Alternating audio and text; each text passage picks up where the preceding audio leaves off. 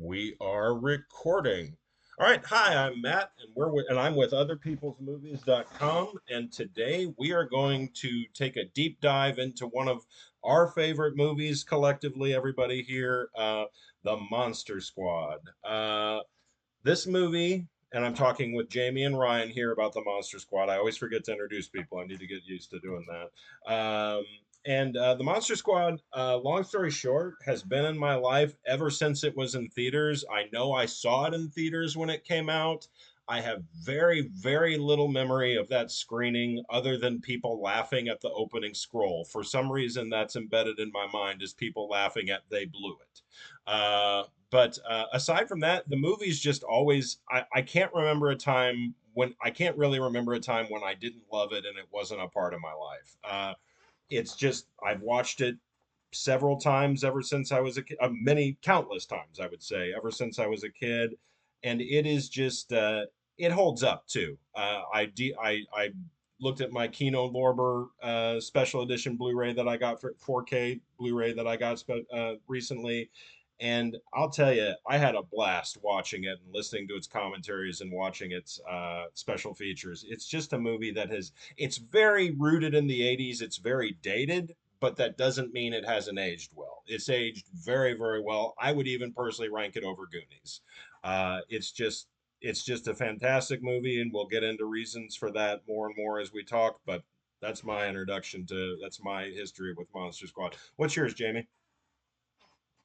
So the very first time I had seen this movie was in grade school, actually, like third, fourth, fifth grade. Yeah.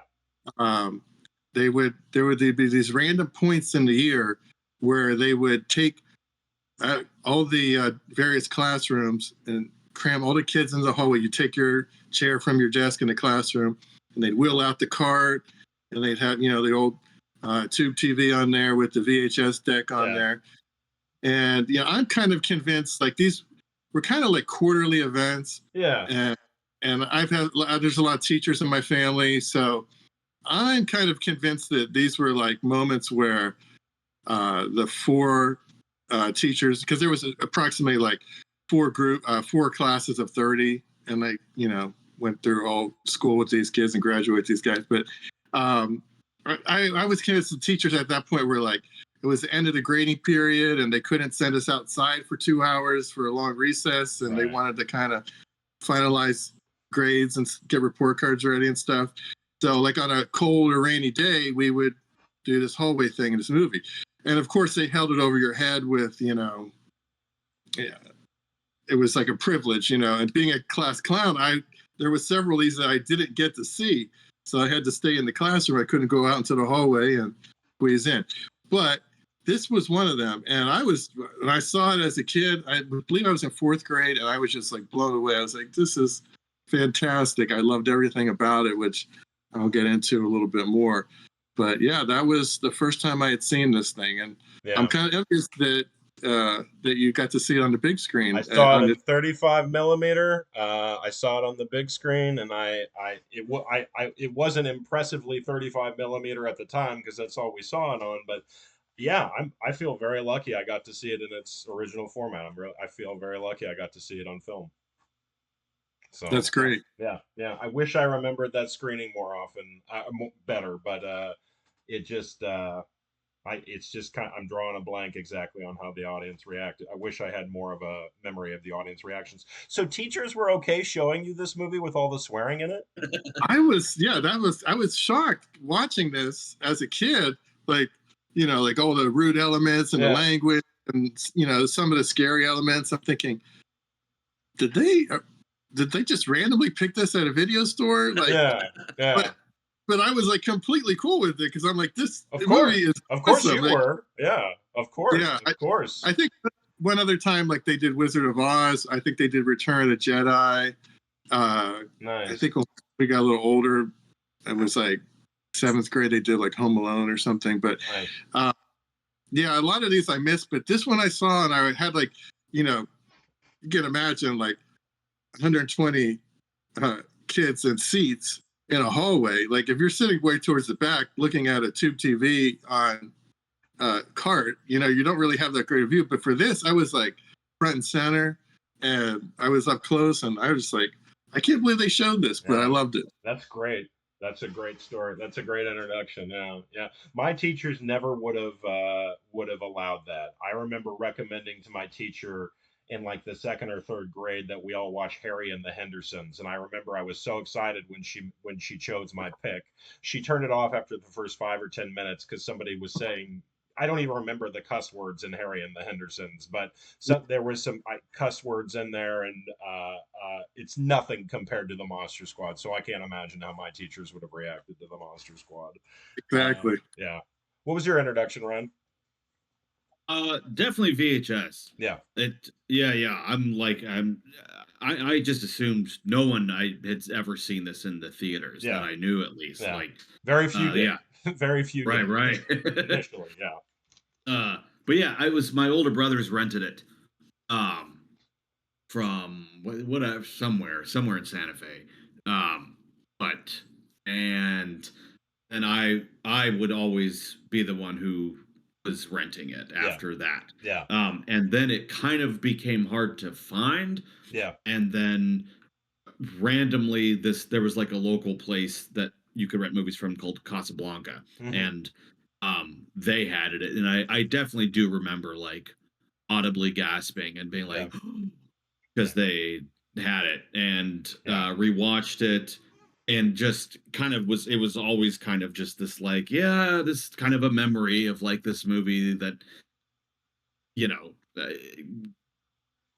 was, I would imagine, hard to have found, but then was probably 20 years ago when that double disc thing came out. Yeah. And I spotted it at a Borders, and again audibly gasped and was just like, holy shit. And I shit you not, I really thought it was this moment of like, look, everyone look, like I kind of was like, you know what I mean? Like, yeah, of course. Kind of like, doesn't, like, this is kind of a big deal because I just didn't think it would get a double disc thing with all this stuff, you know, because some movies just don't, like, right.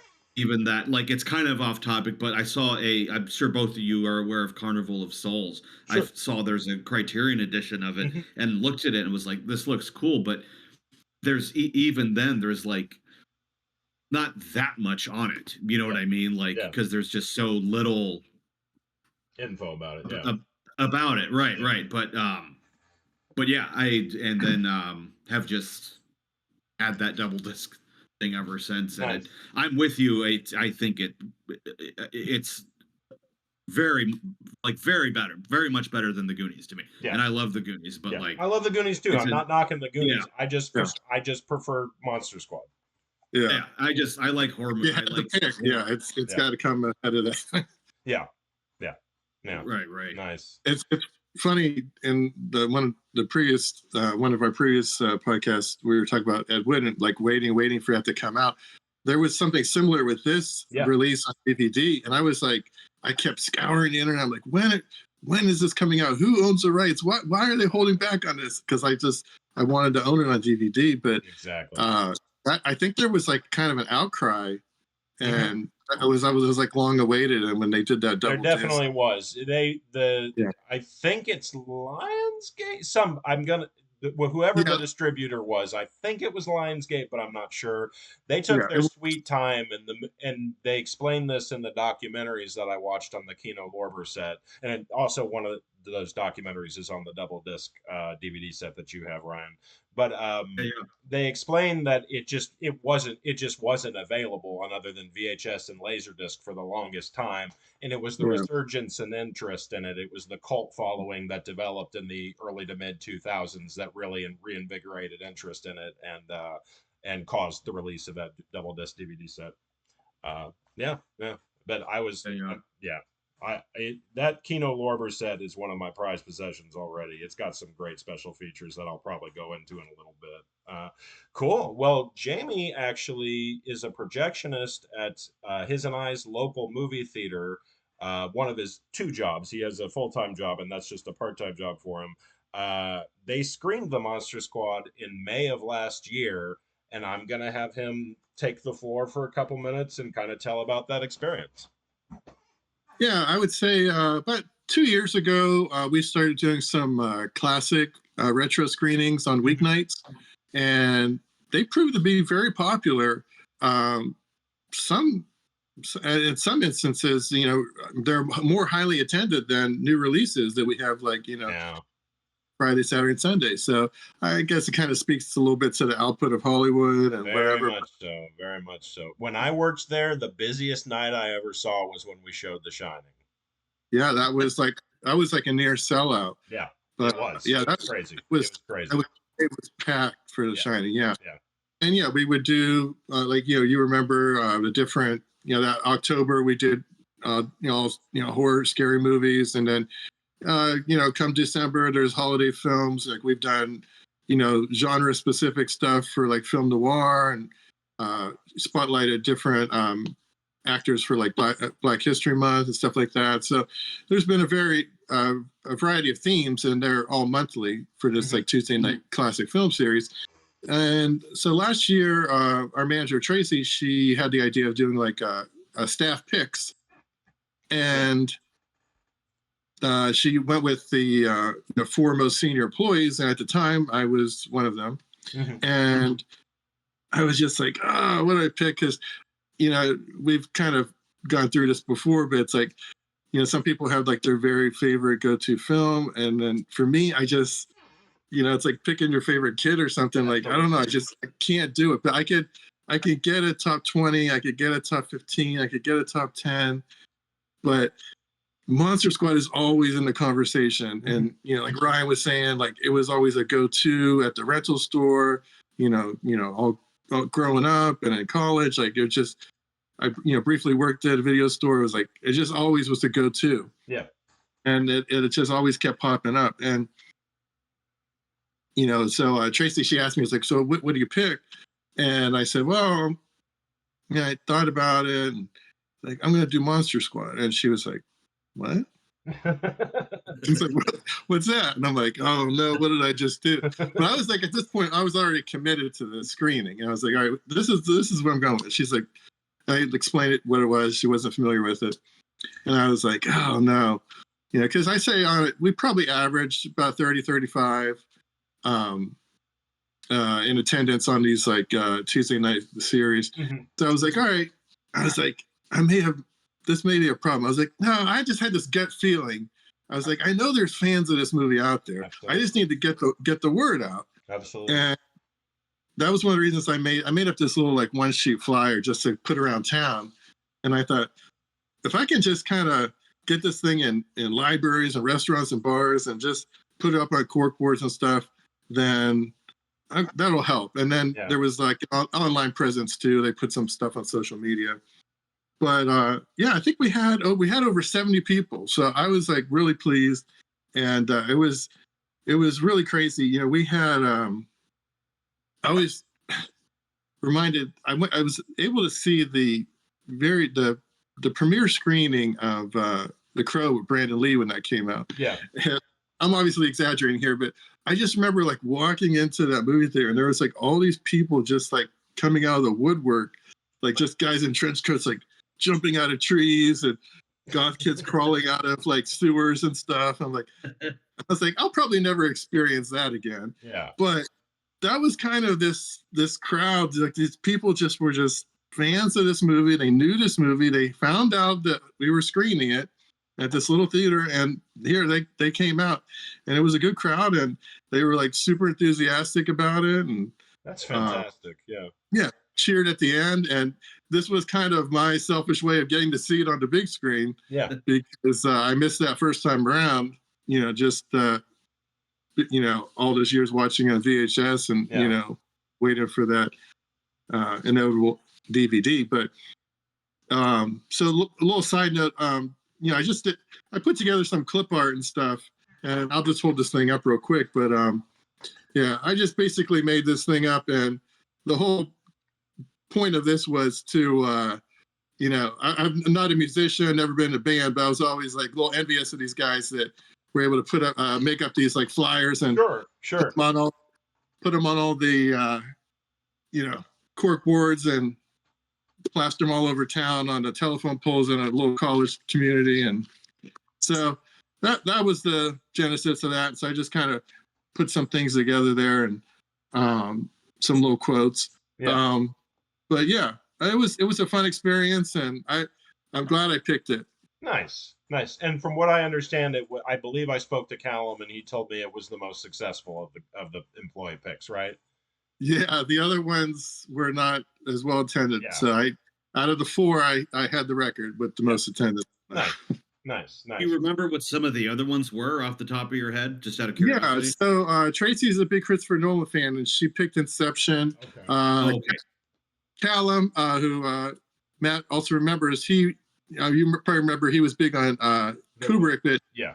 but he ended up going with P.T. Anderson's There Will Be Blood. Right. And then Robbie was the other employee. She was on the fence between, I think she wanted to do like Back to the Future, but she ended up going with Smokey and the Bandit because her family had a cool connection. They met the director when she was a little bit younger. Wow. So yeah, she had a real cool story and good intro with that. Nice. And they all had a decent crowd, but Monster Squad took the cake. So Nice. I won't take credit for it. That's all Fred Decker. So Nice. And you gave an introduction for the Monster Squad. Do you want to share a little bit of what you shared with the audience? Sure. And some of the stuff we've already touched on, but I'll just read a little bit of this intro here. Yeah. So throughout the decade of the 80s and even into the early 90s, Hollywood provided us with some very memorable films and special stories that were specifically led by a group of very curious and passionate kids on various missions. So there was, of course, the Stephen King adaptations like the TV miniseries It and the theatrical movie Stand By Me, both of which were propelled by and led by a group of loyal, tight-knit childhood friends. There was also the group of Goondock kids searching for treasure in the Goonies, and of course the pickup baseball kids of Summer and The Sandlot. Some contemporary throwback pieces that are steeped in 80s nostalgia, like the It remake and the Netflix series Stranger Things. Stranger Things definitely borrow heavily from this template, and it was obviously created to showcase brazen kids finding their way in the world. There's countless other examples, including E.T., Mac and Me, and Space Camp. But for me, my absolute favorite was always the Monster Squad, featuring a ragtag group of misfits that were monster obsessed and determined to keep their hometown safe from these trespassing, lurking, infamous evil creatures of the night. And I mentioned that Shane Black and Fred Decker, they said that the genesis of this project was the very simple idea, and that was the Little Rascals meets Universal Studios Monsters. Yeah. And in my opinion, I think they nailed it. And I mean, seriously, what's not to like? This movie has the perfect balance between horror and comedy, two of my very favorite genres, and it has the adventure, and at even times it even has a lot of heart and charm that you would find in an 80s Spielberg film. Plus, another standout for me, which I'm sure we'll get into a little bit here, is the snappy, bitey, realistic adolescent banter. This sharp dialogue was written so well that you could actually believe that these are just kids being kids. And the film quickly introduces and develops this group of Sean, Patrick, Horace, Eugene, Rudy, and Phoebe into very likable kids that we may have even known at one point. Mm-hmm. So these are kids that we can quickly become invested in, no matter what their mission would entail. But they're not on any typical type of adventure. They are fighting monsters, and not just one, not just two, but all of the classic monsters together. Yeah. This is a creature feature fanatics dream come true, a monster powerhouse team up for the ages. Nice. That's awesome. That's awesome. Yeah. We'll get into some factoids here in a second, but yeah, that really covers a lot of what I was going to say. It's well said. Very cool. Anything you want to add, Ryan? I loved that it included there. It wasn't like a new monster, it was like monsters we all already knew. It wasn't about some made up boogeyman. It was, Right. Dracula, and they even included Creature from the Black Lagoon, which as a kid, I loved all those all the Universal monsters, even the like Yeah.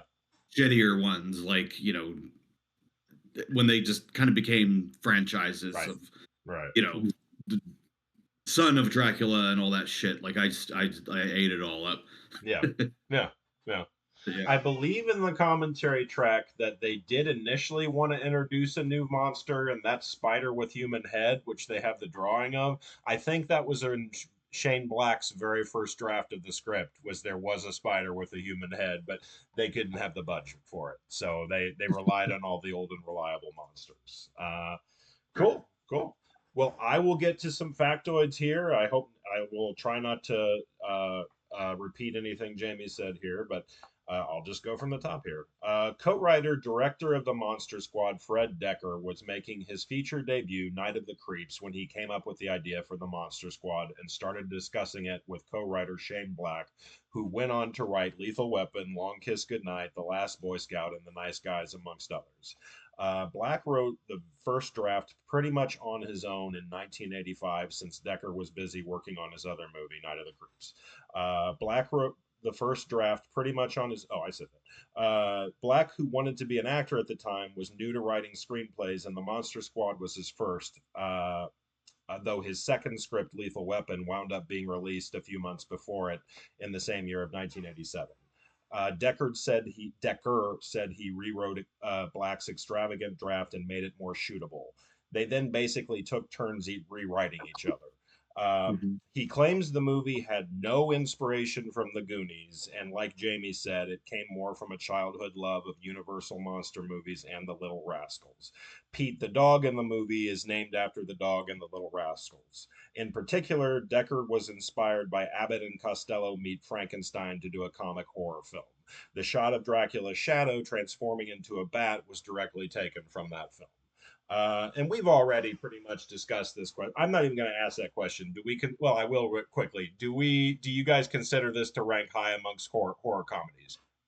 Oh yeah, it's Absolutely. yeah, top. Absolutely. Right up there. Ghostbusters, Frighteners, all the masterpieces. Yeah. I can't name off the top of my head. Michael J. Fox's Teen Wolf. Yes, and Teen Wolf. this one's right up there. It's right up there. It should be it's a classic to me. It's not just a cult classic, it's a classic. They couldn't use the actual likenesses of Universal monsters because they didn't have the rights, so they made mild adjustments to the monsters to make them independent of the classic films. Is this even noticeable, and does it in any way affect your enjoyment of the film? I never thought of it until I heard this on the special edition disc that I have about a month ago. It never even occurred to me that these weren't actually. It's Gillman instead of the creature from the Black Lagoon. Right. That kind of stuff. Never occurred to me. I always kind of noticed that they were like slightly different. Yes. But I would say, one, I was cool with it because they were only subtle changes, and two, I think that they made them look really sweet. They're like, you know, Stan Winston's effects are awesome. Yeah. And so I think that, you know, when they mentioned that, Universal initially shot them down and they didn't want to get into any copyright stuff, even though, like Dracula and Frankenstein fell in the public domain because that's, from literature and stuff. But so some of that stuff they were in the clear, but they didn't want to, since Universal said no to this project and they took it to their studio, they had the, they were forced to make some changes. I think that kind of helped them because it made it their own, even though they're like Ryan was saying, it's like, these are very familiar monsters. And we love these guys. We've seen these guys, all these guys. It wasn't some new boogeyman, very classic, but it's their take on these classic monsters. I think that they were forced into that. And I think that benefited them. Totally. As a kid, they were scarier to me than like the black and white Mummy with Boris Karloff and the Wolfman, like Lon Chaney playing these people. Like they looked way more genuinely scary to me in the Monster Squad than they did in black and white, I guess, Yeah. Which that's kind of neat that you say that, and we might get into this again, but that was like the color palette was very specific. They wanted it to be bright and colorful, and a lot of those classic Universal films, obviously were black and white, but really leaned heavily into that, noir look, the German expressionism, the shadows, and they were like trying to make this seem, Decker was, and his cinematographer were really trying to get across like a realistic contemporary feel. Yeah. And they wanted to have those bright colors because it was kid driven, Yeah. Yeah. Very cool. Yeah. Yeah. Peter Hyams, a filmmaker, cinematographer, co-produced the movie, wrote the opening scroll, and also did direction and cinematography on some second unit shots. Hyams has directed such films as 2010, Stay Tuned, Narrow Margin, Running Scared, and many others. Decker was a big fan of his, especially Capricorn 1, but despite considering him an idol, Deckard said they were both control freaks and didn't always see eye to eye. Decker even claims that Hyams wanted to fire him during the first week of shooting because he wasn't shooting the movie in a way that Hyams approved. Decker said he learned to shoot things with more coverage and appeased Hyams when he started shooting wider master shots for every scene. Hyams brought in a lot of his crew from his own movies, which helped things go smoothly, but whenever he was on set, Decker felt like they looked to Hyams as their director instead of him. Decker does say that he was eventually left alone for more than the second half of the shoot and considers the last 20 minutes of the movie to be his favorite thing that he's ever directed because he did those minutes without any interference. I was shocked to hear this. Does the movie at all feel like there are two different visions at play? I agree. I never would have occurred to me. I mean, Decker has a much more identifiable, discernible style than Peter Hyams does. Peter Hyams is a craftsman. You can see a through line with the way he shoots things. He uses smoke filters. He's very cleanly shot. He's a talented guy. I'm not trying to undermine his talent, but Decker has something a little more irreplaceable, a little more intangible. He's not just a craftsman. There's a voice to his work that Hyams' work doesn't have. And the voice to the Monster Squad to me is 100% his. You look at his other movies, Night of the Creeps, he hasn't done that many movies. He's only done 3, I believe. Night of the Creeps and RoboCop 3, which I'm not a big fan of. Right. They do all have very similar sensibilities. And it's too bad he hasn't gotten to direct more movies. But no, I was shocked to hear that. The movie doesn't feel like it's cobbled together from two different hands. It feels like a complete and distinct vision to me. Is it the same for you guys? Oh yeah. Yeah. 100%. I didn't know that till you just said it. Yeah.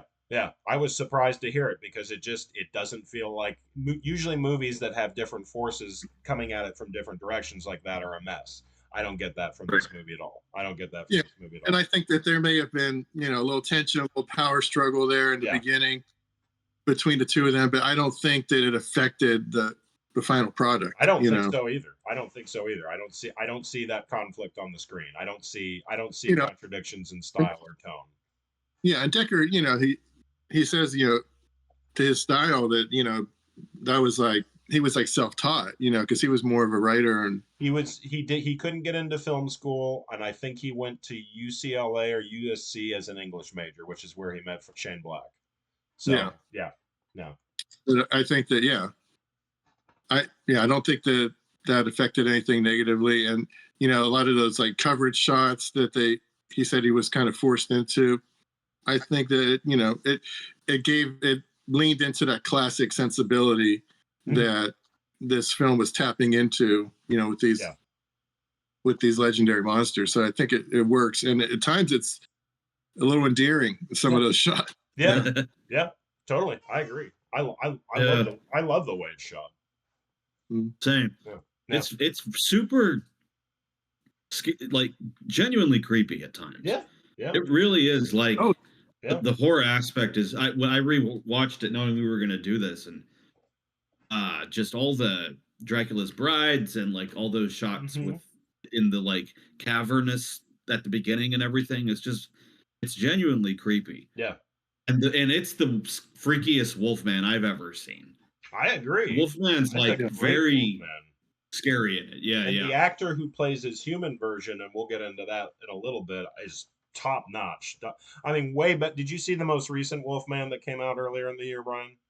No, I didn't. It's flat. It's just a It flat. did. Jamie and I already texted about it. It's just it totally misses the mark. Monster Squad, with it being like 1 out of 5 monsters and not even the sole focus, accomplishes much more with the Wolfman than that movie did. Is it the one with the lady from Ozark?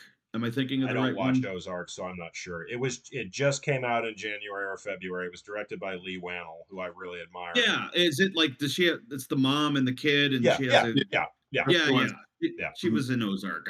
yeah. I saw the trailer. It was like this looks like it might be good, but it doesn't sound like it was. It fell flat. It wasn't Okay. terrible, but it was Sure. very average. And Oh, to gotcha. me, there's nothing worse than an average movie. I would rather hate a movie than just be like, whatever. At times it had great atmosphere, Yeah, and it had you its know, like, quality. It had its qualities. yeah, It just and kept I jumping admire in. the approach, but I think ultimately, like, there's certain things I want to see in a werewolf film, and they weren't there. Yeah, no, Yeah. I agree. Visual effects, as Jamie brought up, were headed by Maestro. Well, visual effects were Richard Edlund, and the creature effects were headed by Maestro Stan Winston. Two masters, Richard Edlund and Stan Winston. Do the effects hold up? For me, absolutely. Yes. I think the designs, the makeup effects, the Mhm. the actual VFX, all of it holds up very well Yeah. for a low budget '80s movie. Yeah, and Yeah. it looked great on the big screen, and rewatching it, Blu-ray and the DVD, like it looks good, Yeah. and I mean, I am partial to those practical effects Yeah, over too. CGI, but I mean, even like the green screen stuff, like it looks good. It's Yeah. like when the portal opens for Limbo, it's Yeah, like, yeah, I mean, that's right up there with the stuff swirling and like Poltergeist, yeah. and I mean, it's just that was that, and I think Fred Decker, he was saying like, him and the cinematographer, like, yeah, like they weren't like trying to toot their own horn, but they were like, yeah, it still looks good after all these years, Yeah, totally. Right. Totally. Yeah, that werewolf transformation is still like one of the best I've seen. Oh, yeah. It's fantastic. Well, It's, are you it's very, the phone booth sorry? one? yes, it's very Yeah. like Incredible Hulky almost. Like he just goes like Yeah. he just turns very strong. And to me, the Wolfman isn't the scariest monster just because it's so kind of absurd to believe, but like they make the Wolfman really fucking scary. Yeah, And Yeah. I would put that transformation right up there with American Werewolf in London. Yeah. right. Yeah. And, Absolutely. you go Stan Winston and Rick Baker. I mean, these are the two top dogs at the Yeah. time making those effects, and gosh, they both nailed it. Right. Yeah. Richard Edlund and Stan Winston. Any movie that combines their talents is worth seeing. Those guys were irreplaceable. Yeah. Even the one in the ambulance too. Like if I Yeah. remember correctly, the camera pans and you kind of see his hands Mhm. normal, but by the time it gets to his feet, it's like the claws pop out, and it's you know what I mean. Like that's really it's just it's very for such a short transformation. It's Yeah. really fucking cool. Yeah. It's really well done, and yeah, I mean, Yeah. if I had to pick a favorite out of all the monsters, I don't know, like Dracula and Wolfman are like neck and neck for me, but yeah, like just to reiterate what Ryan is saying, it's like, yeah, I mean, whenever Wolfman's on screen, like those are like, I mean, they're all great in this movie, but yeah, those are some memorable scenes, like the ambulance and the transformation and the phone booth. It's just done so well, and of course, when he they blow him up and he regenerates. That's great. The regeneration's awesome. I love that part. Yeah, and I don't remember laughing so hard when he flies out of the window and then explodes. I don't know why. It just made me laugh very hard rewatching it this last time. Yeah. I mean, there's like some crazy kills and stuff, and this is like gear for kids, I know. Like, Right. I know. They put dynamite on And him or they something push him out a window and he explodes. It cracked me up. it's beautiful. It's great. It's great. It's great. Liam Neeson auditioned for Dracula and was in serious consideration for the role. Duncan, and I can't pronounce his last name, Regher. I've heard Dracula? I've heard it pronounced Rieger. Rieger. Okay. Duncan Yeah. Rieger came in and terrified everyone, however, and wound up getting the role. Can you imagine Neeson or any other Dracula in the role? I don't know. I mean, this guy was great. And I don't know if you have this factoid written down here, but I'll just throw it out there since we're please. talking about the actor because he was great. In 2006, Wizard Magazine made a list of the 100 greatest villains of all time. Dracula came in at number 30 on the list, but surprisingly, it was Duncan Rieger's Dracula from Monster Squad. Nice. What Yeah. publication was this for? And this was Wizard Magazine. Wizard They made a list okay. of the 100 greatest villains of all time back in Oh. 06. So, but it was specifically his version of Dracula, and that's high praise. I mean, considering Lugosi, Frank Langella, Christopher Lee with the Hammer films. I mean, these are some heavyweights that have taken on that classic role. And I mean, yeah, I mean, he was pretty freaking scary. I mean, he just brought a presence, and I mean, they said that. Yeah, he stayed in character and didn't really talk to the kids. Yes, same with Tom Noonan.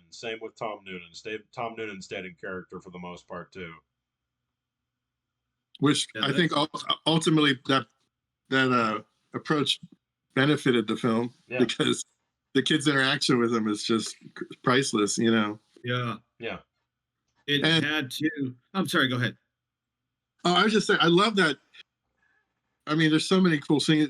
That juxtaposition of that, you know, like cutting all the way to the end, you know, when he like picks up Phoebe and calls her a bitch. It's like when I saw that for the first time as a kid, I'm like, whoa, this is crazy. But like, you know, it is cool because it's like followed up by one of the most like tender, endearing moments with Frankenstein coming in to save her. But yes. And, you know, you the would great never get away with that line in a movie today involving a little girl. You would never get away with a vampire calling a little girl a little bitch. So no. But I mean, he was just intense from beginning to end, and he was like very determined. You know. Yeah. Like the mastermind behind getting that thing, and the thing with Phoebe and the Frankenstein monsters, I didn't notice it until rewatching it. There's the reference to the old Frankenstein with the little girl by the lake. Yes. And that just completely went over my head until rewatching it for this last time. I watched. Jamie was teaching a class at the Strand, and I went and sat in on it, and I watched Frankenstein, and that made me put two and two together as well. When I saw Frankenstein, I had seen it before, but when I saw it again, I was like, "Oh wow, that's where Monster Squad got that from." So right, they again, really so beautifully written. Yeah, because I mean, Phoebe was like the girl. She was the younger one. She was the outside. She was always trying to get into her brother's group. Exactly. And like, what better way than she's like, I befriended Frankenstein. But yeah, I mean, great tribute to the original film. Like, and then I think when he first sees her, she's like close to the water too. Like in the original, right by a lake.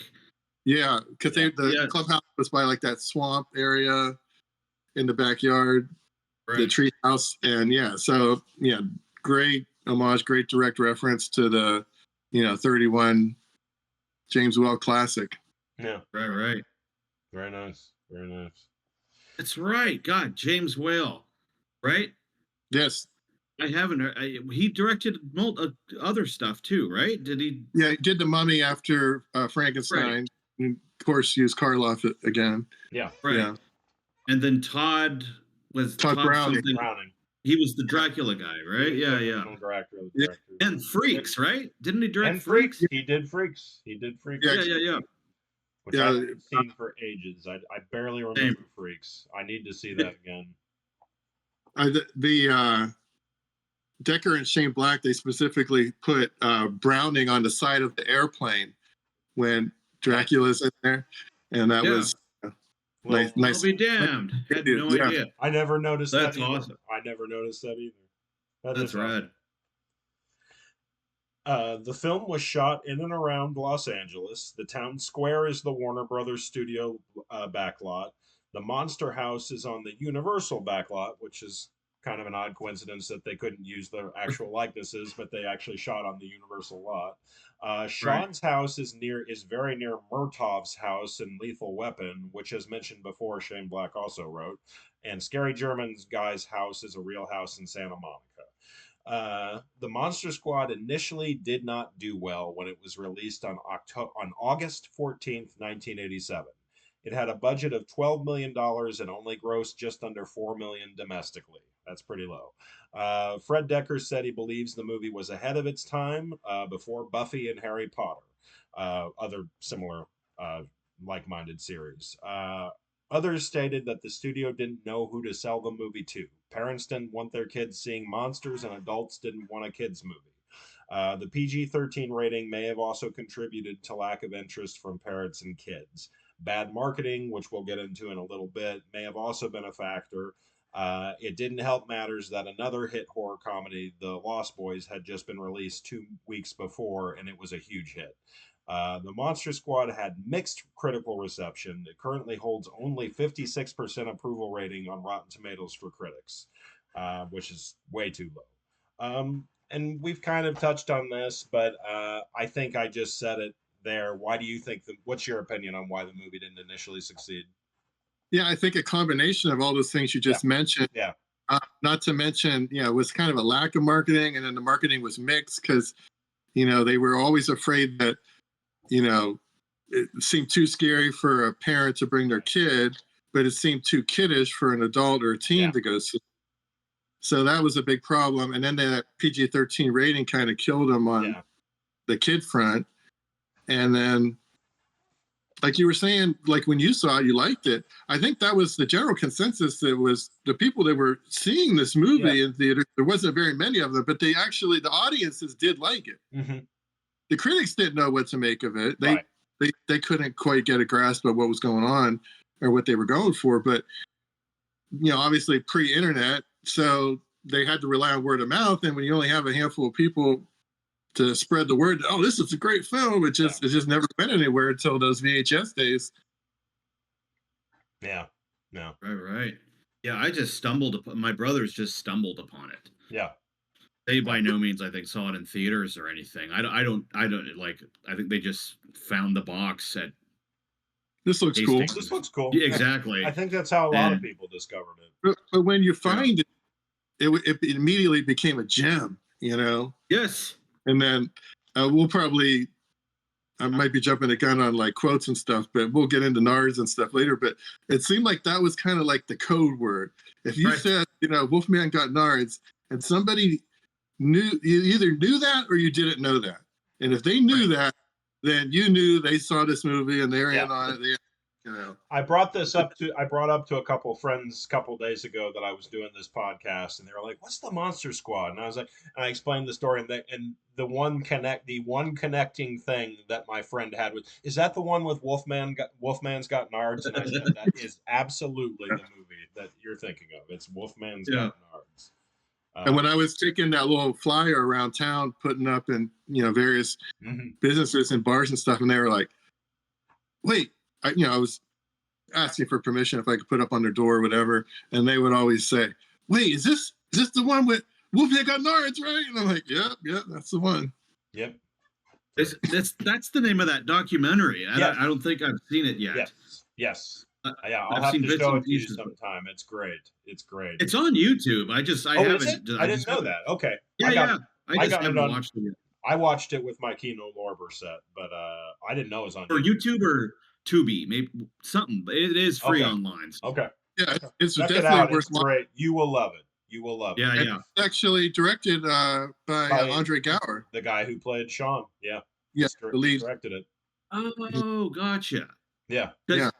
On that double disc, there's a great documentary. I can't about remember it. the title. I can't remember the title. I have it written down somewhere. I think it's called Monster Squad Forever or something like that. But they're both they're both feature length documentaries. Right. They're both they're both right. The one on the extra features I've seen, but Wolfman's Got Nards I only heard about like maybe a year ago or something. Yeah, I think the one that's Monster Squad Forever, that was, I think, first put on Monster Squad Forever. That's it. The dual DVD, and then also on the new release from Kino. Mm-hmm. And then if you pick up the Kino Lorber Blu-ray, it has that original doc, but it doesn't have the Wolfman Got Nards doc. But I have that separately Gotcha. on Blu-ray. But Gotcha. as Matt was saying, if you pick up the 4K, then it's also on there. Yeah. Wolfman's Got Nards is? Yeah. Yep. Yeah. 4K Gotcha. Kino Lorber set. Yeah. It's not on the Blu-ray for the Kino Lorber? No, That's it's weird. not. That's weird. Yeah. That's weird. All right. Word of mouth so slowly spread about the movie through VHS rentals, cable showings, and later in the 2000 special screenings. The movie went on to be a huge cult hit with select audiences. Deckard claims he didn't have a clue that people liked the movie until 2006. Due to popular fan demand, it received a long delayed special edition DVD release in 2007, and we were just discussing the rest of this. Kino Lorber, Wolfman's Got Monster Squad Forever, Kino Lorber, Wolfman's Got Nards, amongst other special features, are on that disc. And the film currently holds a 77% approval ratings from audiences on Rotten Tomatoes. I'll be damned. Yeah, that's pretty. That's good. higher than I would imagine. Yeah. The cult's strong with this one. The force is strong with this one. Aside from the special screening, and do you guys talk to people about this movie at all today? Do you, when just an everyday conversation, does it ever come up, or is it more just diehard fans? I think it's like our age group, our demographic, that Gen X, Yeah. And I think when you were referencing there was like that whole groundswell in the early to mid 2000s when people started. I think it was Alamo Drafthouse. Mm-hmm. Alamo Drafthouse, and one to start having these screenings, and they did like 2 of them back to back, and they got some of the cast in for Q&A, and like there was still like, apparently they said there was lines outside. They could have done 3 or 4. They couldn't get everybody in because it's sold out. But yeah, I mean, day to day, I mean, this,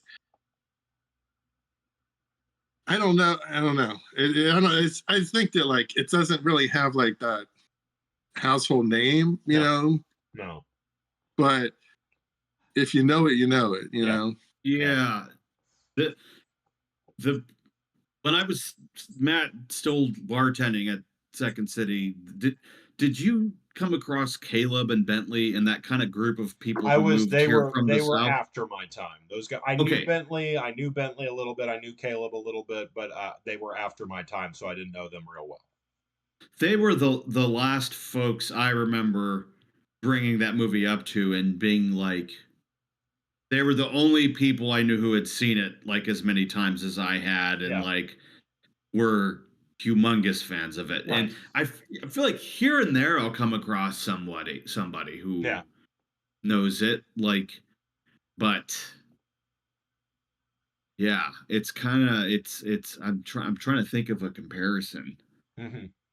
Because it's just not one. I can't think of too many. I don't talk. You guys, I've talked to about the movie, obviously. And, right. Of all the people that I do this podcast with, you two are the only ones who really had interest in doing this podcast. So my other friends were like, "Nah, I don't think so," because they haven't seen it. None of them have seen it, but I couldn't get them motivated to watch it. And I honestly don't know if somebody who didn't grow up with it like we did, I don't know how they'd react to it if they saw it today, people our age.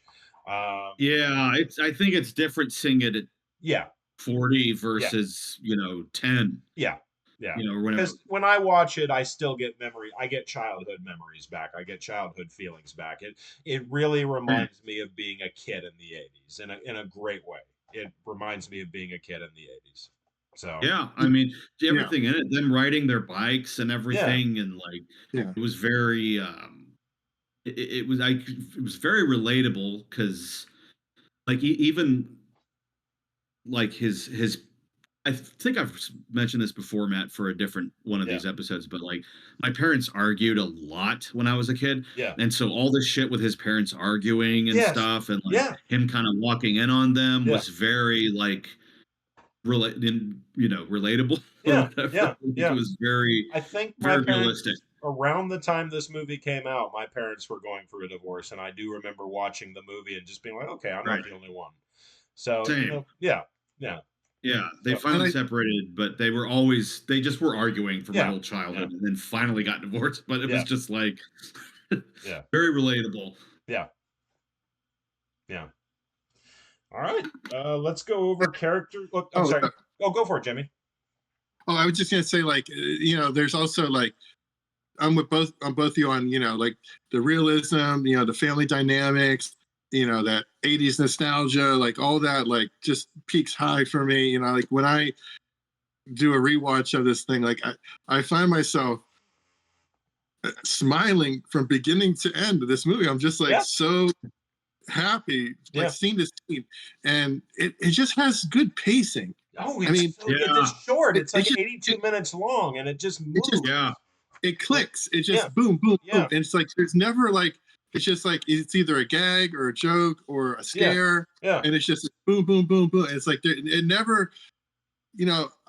I'm a person that like if I like a film, I'll revisit it several times, yeah, and then you kind of get to that point where it's like, okay, here's a slow part. I know what's happening. yeah, It's not like first like your first viewing. yeah, You kind of have to stomach through that part to get to the good part. Like this is just like it just moves and it's just great. yeah, But yeah, that 80s thing, it's like also like they were like all kind of like latchkey kids, and I think that was kind of indicative of that generation where they're just like yeah, a lot of the parents were like, just go out of the house, go have fun, go do whatever, just come back for dinner. And like you're just out there like roaming the streets looking for something, mischief or right. adventure, or whatever. And it's like they really captured that really well. And Yeah, obviously we talked about like the dialogue and the banter, but it's just they seem like real kids, and then like we talked about like that color palette. It's like they yeah, it had that realistic vibe, like it was like this contemporary look into yeah, life in the 80s, but then that made the scares even more yeah. intense. Even more, right. even because you care about the characters and you relate to the characters that much. That was actually a question that I had for later, but we'll just address it now. I mean, the kids feel authentic. That's one of the very special things about this movie is their dialogue may be a little stylized. That's Shane Black's touch, but whatever. Shane Black's awesome.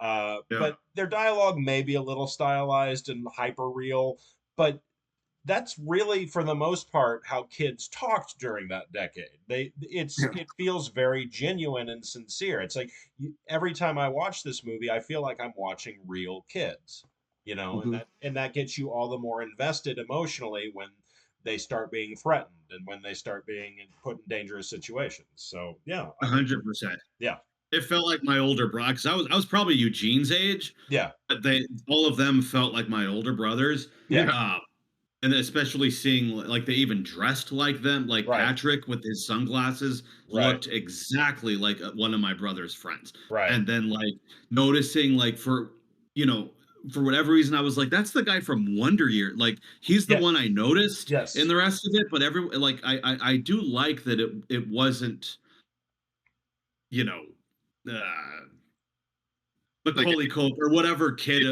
Corey or Feldman, one of the Corys. It wasn't one of right, one of the yeah, Corys. it wasn't one of the Corys. Yeah. No, I know Right. exactly what you mean. Yeah, and that's kind of the cool thing about this movie is all those little kids were great in the movie.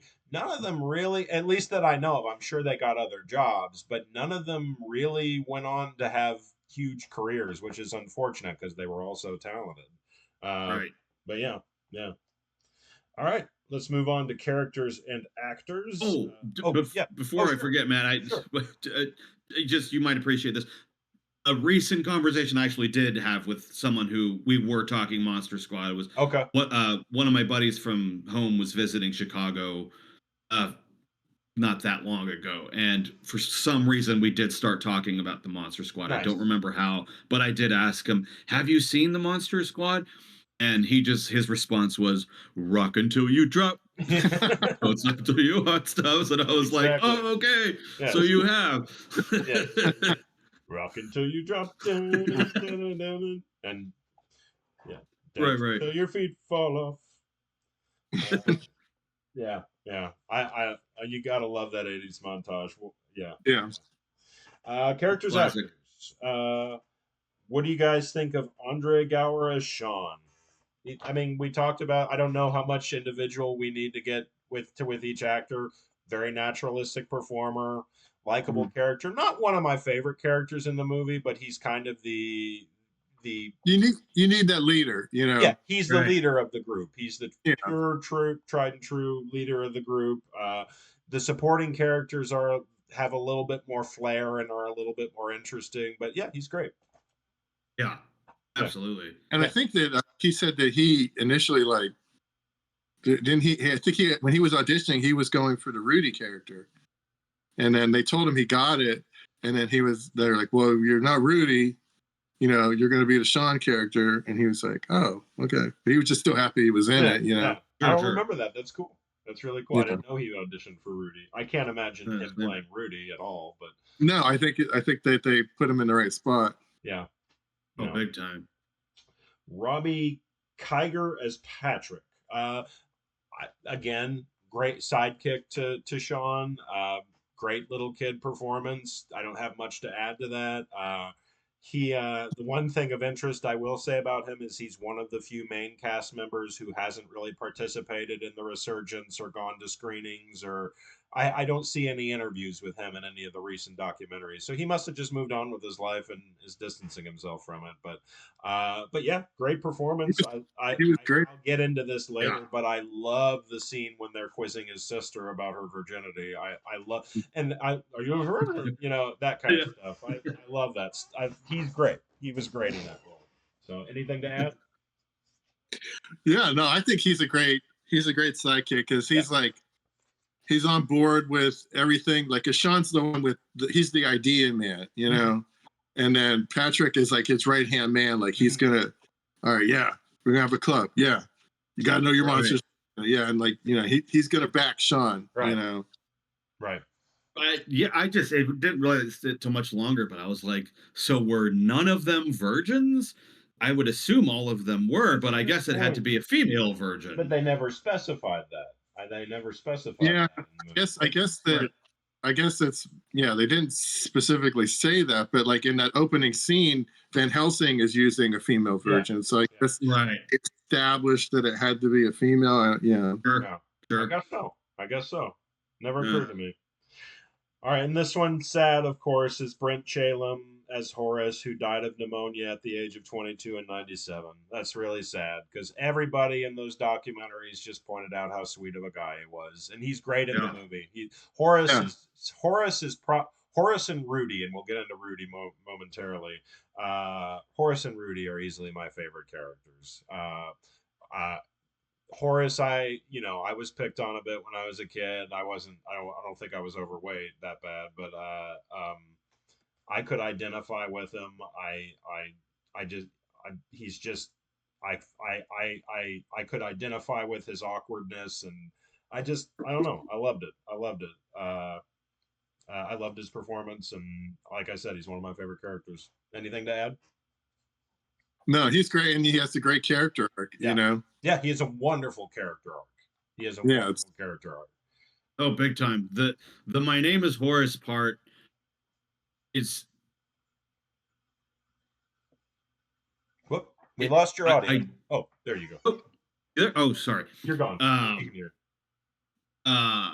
The music rise after he cocks the gun. I have wondered. It's very funny now to me. Like it's very like fuck yeah, but it's just very funny, and I do wonder, was this meant to be kind of funny? I don't know. Oh, I think it was. I think it was meant to be hilarious. Okay. I think but it's also one of those like moments, but it's like but it's tongue in cheek. Yeah. I think that the film in general kind of we touched on like the realistic tone of it, right? But a lot of it is it's campy, you know. Absolutely, right, absolutely. And right. So they're not shying away from that part of it too. So I mean, the jokes are corny, but they're great. That's a cool thing about this movie is it's campy, it's realistic, it's scary, it's funny. It's tonally all over the place, and it works so well. And that's what like maybe critics were like what's going on here? Yeah, But like, Right. I wish they would It's a support kid's. movies that are different. I wish they would support movies that are trying to do something that's a little more accomplished than other movies. And I thought Monster Squad in 82 minutes, man, 82-minute runtime, it achieves Yeah. more entertainment value than most modern day movies. It's just, Right. yeah, It's a I kids couldn't movie. It's agree a more. comedy. It's a horror. It's yeah. It's that's for not to get off topic, Matt, but that's what I always like about your movies yeah, is that it's very they're cohesive, but never quite land on they're just they're land on a. It's never been like this is a drama. right. It's funny. It's you know what I mean. Yeah. But like movies that do that Well, are thank you. always tend to be my favorites. Me Yeah, too. but it's just Me like too. That's why I emulate that in my work. I love yeah, movies that are I love genreless movies. I love movies that you can't fit into a box. I love movies that are a little bit of everything, and the Monster Squad is, and that's part oh of it. big time. Yeah, yeah, Yeah. yeah. And Ryan Lambert as Rudy. Great performance, great 80s badass. I wanted to be Rudy when I was younger. Great character, and they point out in the special features that it's kind of like they kind of ask the question, what is this older kid doing wanting to hang around these younger kids? Why does he want to be in the Monster Club? And then I think it was Fred Decker says, well, he's kind of a misfit too. He kind of doesn't really belong anywhere. You kind of get the sense, and it's all about these misfit, as Jamie pointed out, these misfit characters who don't really have a lot of friends outside of their group. And that's he's just a cool addition to it. He's kind of the definition of 80s cool. And Yeah. Yeah, no, I think he does a great job. He's fantastic, and yeah. He's got all like the spit takes and Yeah, you know yeah. it's great. That's right. I'll get into this later. He gets all of the badass moments. He gets all Oh, of the he gets the great lines. He gets to be the hero the most times. It's just kind of like they save all the best for him, and I'm not sure why they did that. It's like Horace gets to have his day, Sean gets to stab Dracula. They all get to have their part in doing things, but Right. it's really I would say Rudy and Horace who really get to prove themselves. So Yeah. And I think maybe that those two characters had the most to prove because Yeah. Horace was picked on the most, and then Rudy is older, so he's the one that has access to Meltdown Silver and make the wooden stakes and eventually get most of the cool kills and stuff. So they kind of needed, like every group, not to be like cliche, but I'll just say like a comic book team up. You have like the Avengers or Fantastic Four. Like you got to have the heavy. So there's like the Hulk is there or the Thing is there. Like he was kind of like they needed the big gun. And Rudy was that for these like young kids because he was older. Right. He had a little bit more access. Yeah. So Smoke cigarettes. Yeah, he smoked cigarettes, which you couldn't get away with today either. Right. They would not have a kid his age have a cigarette dangling from his mouth for half the movie today. Saying I'm in the goddamn club. It's one of the best lines. That's one of the best lines. I'm in the goddamn club, aren't I? I love that. I love that. I love that line. Most of the best lines, most of the best moments are Rudy's. But yeah. Yeah, he's got some great ones. Yeah. Matt, I know we were texting about this, but when he says "eat up," yes, we'll call it a day.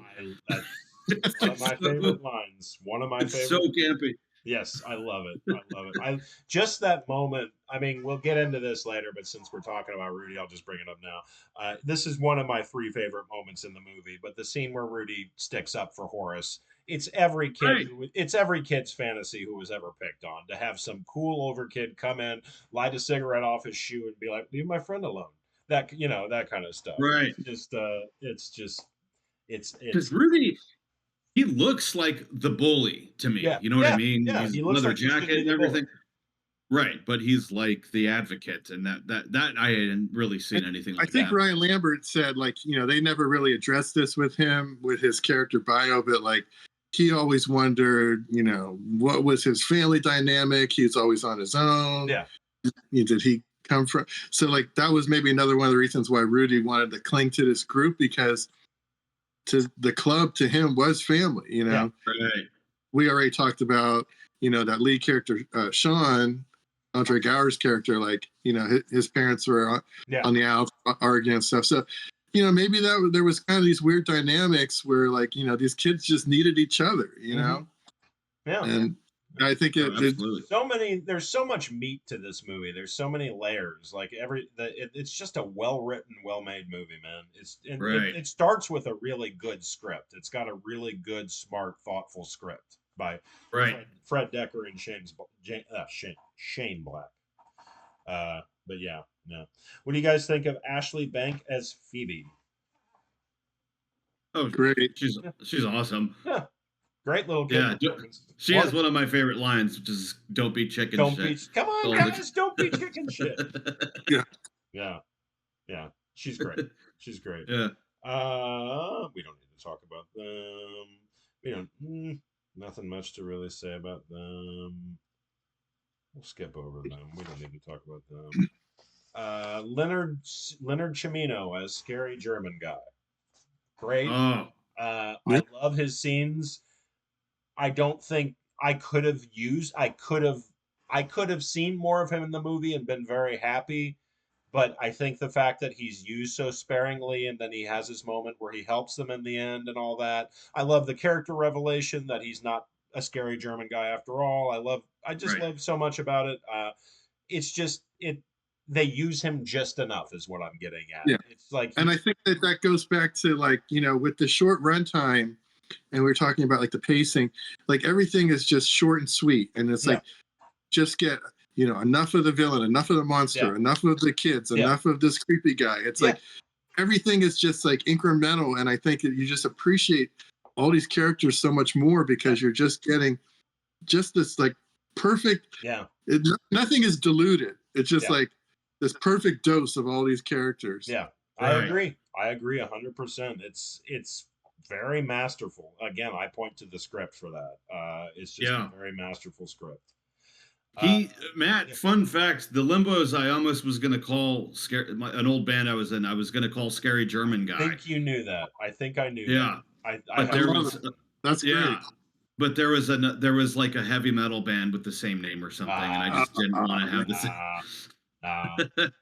So like that's a perfect name for a band, and if people get the reference, they're in the club. Absolutely. Absolutely. All righty. We've already talked about him, so we probably don't have much more to talk about him. But Duncan Rieger, what did you say it was, Jamie? Rieger. Duncan Rieger as Dracula. We already pretty much covered him. Scary, good, one of the best Draculas ever. Very stoic. And like very iconic, but yet brought a little bit more intensity that you may have seen before. And like he's got some pretty cool lines too. Like after he throws the dynamite and blows up their clubhouse. Meeting adjourned. I love it. Yeah. Let it begin. Yes. And his delivery. And that's when they flash the skull. He's looking over the city. Yes. Yeah. I mean, that's what I think. That's what the cover says on the double disc DVD I have at the beginning. It says "Let it begin." That's kind of like the unofficial tagline for the movie, I think. Nice. Yeah. I think this guy's fantastic. John Grise is the desperate man who's the human version of the werewolf. Fantastic performance. He's not like most of the adult characters, he's not in the movie that much, but man, every moment he's on screen is just believable, intense, just excellent performance. And that guy's a good actor. He's in Real Genius. He was in I'm forgetting other movies, but go for it, Jamie. Oh, I was just saying, like when he gets shot with the silver bullet, and he's just like, "Oh, thank you." That is like the crux of Lawrence Talbot in 1941's Wolfman. It's like that's just like put me out of my misery. Oh, it's just like he nailed it. Like, yeah, he does make it where it's like he's actually a good guy, just like cursed, but and he's like trying to pleading like remember that it's what that phone booth transformation when like he starts saying like he's gonna kill your son. Yeah. It's like horrifying when he's Yeah. like mid transformation Yeah. because it's like he's in between good and He's- bad Yeah. and Yeah. Trying. Yeah, he's trying. He's Right. trying to be good, but the beast within is surfacing. It's yeah, Right. he can't suppress it as much as he wants to. The primal rage. Yeah. But I love that there's that scene with him and like Dracula's trying to like drug him up and then he like spits the pills out. So it's like, yeah, Yeah. this guy's got that Yeah. werewolf conflict. Yeah. It's right. alive and well within him. And like, yeah. Yeah. Yeah, he's Totally. awesome. He did a great job. Wasn't he Uncle Rico in Napoleon He Dynamite? was, and Napoleon Dynamite. That's the other movie he was in. I know. I grew Yeah. up watching him in Real Genius with Val Kilmer, but yes, he was in. Gotcha. He was the football playing uncle who's constantly looking at his biceps. Yes. Right. And there's, I mean, the actor within Tom Woodruff Jr. is fine, but there's, I mean, Gilman will probably, I would just say, great character. The actor within it does a good job. Compared to Creature from the Black Lagoon, I mean, great design, great looking monster, great suit. Just, I don't have much to say about him, but just very. Hey, he's got some the creature has got some great reveals, Yeah. you know, because that very first time that they're all Yes. together, Yes. you think that it's Frankenstein's Yeah. coffin coming, Yeah. or the crate with Frankenstein's monster in it Oh, coming, right. and Yeah. then like he's under it pushing. Yeah. It. It's like, He oh, brings it. That's right. Yep. yeah. Yep. Yep. And then coming out of the manhole, coming out of the sewer in the city, and just Yeah. Right. No. It's freaky though when it's like hissing at Horace or Yeah. like yeah, Yeah. it really is freaky. Yeah. Yeah. Which to Totally. me, the Creature from the Black Lagoon of all the old Universal monsters was kind of the most boring, Mhm. just for me watching all those. But like they made it really Yeah. unsettling Well, in the yeah. monster side. I do like the design from the original Creature from the Black Lagoon. Unfortunately, that was like a time period where, like full mask and prosthetics, you couldn't emote from them, Right. and you couldn't act from. There was like little to no facial movement, Right. Right. but like they went leaps and bounds with this, and like the fish eyes, and he's got like the fangs, and Right. the gills come out. Like, Yeah.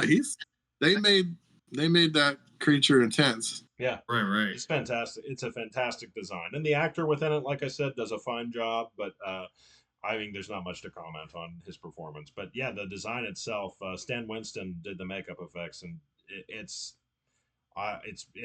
like we've said about everything else with this movie, it just holds up today immensely well. I mean, honestly, I think it surpasses a lot of what we see today because I mean, when it comes to practical makeup design, there's not nearly as much care today as there was in the 80s. So yeah. 100% agree. Yeah.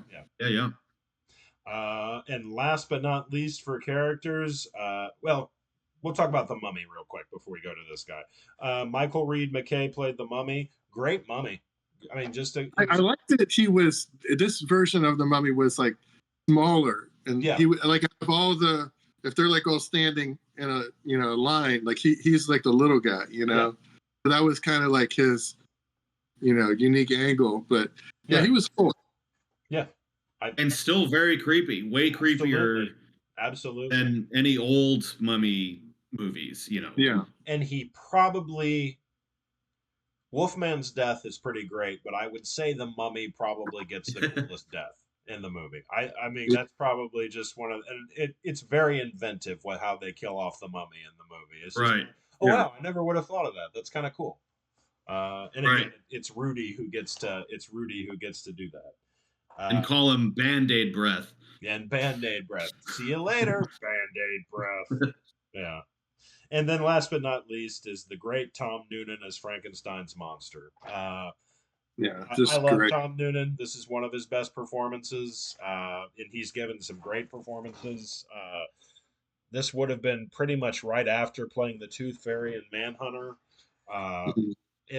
It's just he's a very, like the Wolfman, he's a very tormented character. He doesn't like his outward appearance doesn't match what he has going on inside, and It's just I love the relationship between him and Phoebe. It's very moving in the movie. And like we've said about everything else, there's just enough that we see just enough in that relationship that it brings tears in your eyes at the end when he goes flying away.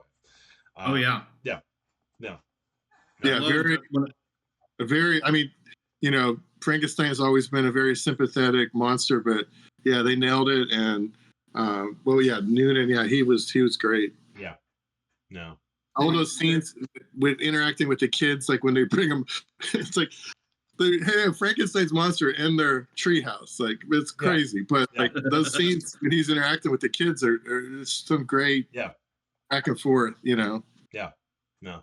Yeah, there's. I wrote it down. I don't remember the exact context, but when I rewatched it, it might have been Phoebe or someone referred to him as a monster, and Sean says, "Don't call him a monster." Yeah. That to me was awesome. I never noticed that before, but I don't remember that. I don't remember that line. I think it's, or someone is asking him, well, are we going to blah, blah, blah for the monsters? And I think Horace might, I think Horace asks, I think it's the hallway scene, the Wolfman Scott Nard scene. And Horace asks, oh, yeah. Something like, aren't the monsters isn't the something? And Sean says, don't call him a monster. Yeah, they set off the dynamite, and then the Frankenstein monster got trapped under debris. That's what it was. Yeah. And then Horace called him that, and Sean was like, "No, don't say that. He's on our side." I don't remember that. I have to watch it again now. That's I love when Dracula has the Talbot wolf cane, but then he like takes the wolf ears out, and they're like hooks up the electrodes, and it's like, and then when he brings them to life with the lightning surge, he's like, so he says something about like my old friend, Yes, hello, old friend. Yeah, it's like, oh, it's just, I love that, and we'll probably get into like favorite scenes and stuff, but that one's great because everyone has a good reveal because you previously witnessed the transformation, like the Wolfman comes in, and then the mummy comes in, and it's like, oh man, we already talked about the creature lifting up the crate, but like just to have them all together, it's just I'm just a sucker for like a good team up, and they nailed it. It's just they really did. They really did. Seeing all those monsters together in the scene that you were talking about when Creature lifts up that coffin. Yeah. It's just seeing them all together it gives me goosebumps. It's just great. Yeah. It's so great. Yeah, it's so great. Oh yeah. All right, 3 favorite scenes. My favorite scenes are the first one. We already talked about this. Horace Rudy intro getting bullied, standing up for him. That whole scene where Rudy comes in on his bike, lights the cigarette on his shoe, makes the kid from the Wonder Years eat the Snickers bar he ate. Just that entire moment, awesome. And this scene, surprisingly enough, this is the scene that really sticks in my mind, and I'm not entirely sure why, other than it's just a nice little moment, is the father-son watching the drive-in movie on the roof of their house. It's like a minute-long scene at most, but it's just a nice little moment where you kind of understand their relationship. You understand the dad's avoiding the mom right now, and it's just a nice moment. It's just a nice moment, and it makes the characters feel all the more real. And I, as a little kid, I remember thinking back in the 80s, thinking, oh, how cool, you could watch movies with binoculars from the roof of your, I want to live near a drive-in. I think of that scene often when somebody brings up the Monster Squad. And I think it's really good writing again because obviously, we're dealing with all the classics, specifically the Universal classic monsters. I got to blow my nose real bad. I will be right back. I'm so sorry. You're fine. No worries. But what were you saying, Jim? So yeah, I was just saying, good writing on that rooftop scene because that was a situation where they were able to work in that 80s slasher genre. Yeah. Because they're watching like this fictional film, Groundhog Day. Yeah. And the father and son had that exchange earlier in the bedroom where they were talking about how many times are you going to see this? He always comes back. Right. And, it was kind of like a dig at like they Yeah, took totally. a It was. It was because took a if they shot chopped at off his head, modern. put it in a blender, sent his parts to whatever. That was part 7, and it was totally commenting on Friday the 13th and Nightmare on Elm Street and all Yeah, those or Halloween. Halloween. Yeah, Yeah, yeah, but I like that they included that because you know, being what was this 87 was when it was released. 87. Yeah, so you're like in the thick of it with Freddy and Jason and Yeah. Michael Myers. That's like I like that even obviously that wasn't the focus, Right. but they threw it in there. Even though like the mom had that scene where she was talking to Sean about she throws out Godzilla and he's like, no, that's not Godzilla, that's Dracula. Yeah. But it's like they even included like that 50s 60s atomic age like giant creature scene. Yeah. So it was like they're like just it was not to sound cliche, but like that love letter to like all of these like scary movies and these different creatures and stuff. Right. But I liked how they worked that in. It was almost like honorable mention Godzilla. Right. Totally. And then I like the one last thing on the rooftop scene. Sure. I'm glad you brought that one up. I like how I think Sean's drinking a can of Pepsi and then the dad brings up Burger King. Yeah. And they like he gives him a sandwich and he like shares his drink and it's like it seemed like a nice bonding moment. Yeah. But that's what's so cool I didn't about mind, obviously, in the 80s we were like steeped in all that like product placement stuff.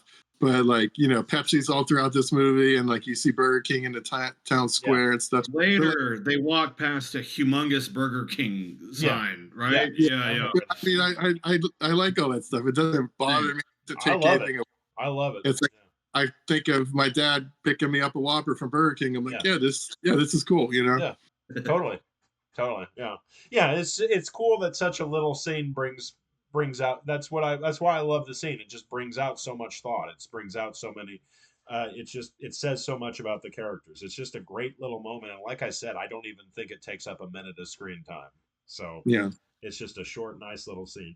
And then last but not least, my favorite scene of my 3 favorite scenes would be Rudy and Patrick quizzing Patrick's sister in the clubhouse about her virginity. Like I said earlier, are you virgin? And Rudy's line about, and which I'll get into a little bit because it's one of my 3 favorite lines in the movie. But it's just, I love that scene. It's funny, and I don't have much else to say about it. No. What are you guys' 3 favorite scenes? Why don't you go first, Jimmy? I think I already talked about like when he like Dracula at the end, he picks little Phoebe up by her chin, and I thought it was like cool. Like I saw some behind the scenes stuff where and they had like a rig, kind of like a seesaw thing that was lifting her up. Right. But it's done really well, and like just like that delivery of calling like this young girl a bitch. I was like, whoa, like that's kind of like blew my mind watching that, and just the intensity. But then, like that ruthlessness of like, okay, this is like one of the most evil Draculas we've ever seen, and then to turn that around with like one of the most endearing moments where Frankenstein comes in and it's like bogus. It's like, oh, so good. And I think that I saw something where Noonan said, like initially, like when he's standing by Dracula and they reveal him and they first, he's first seen, he's smiling. Yes. And that was like, I think Noonan's 100% Noonan's decision. Yeah. And he said that the only time he really tried to tell him not to do it, but Noonan wouldn't listen to him. Yeah, and he said, he's like, I'm not. He's like, I've put on this get up for this whole movie. Yeah. Like, I'm not gonna not smile right here. I'm gonna do it. And then I think ultimately Decker said that it was a good move. Yeah, I think so too. I think it works. It's a nice. It never occurred to me. I always notice that he's smiling, but he's happy. He's happy to be helping her. It's not vengeful. Like, no. Yeah. It's not like deep seated, but he does save the day. And I like that scene a lot.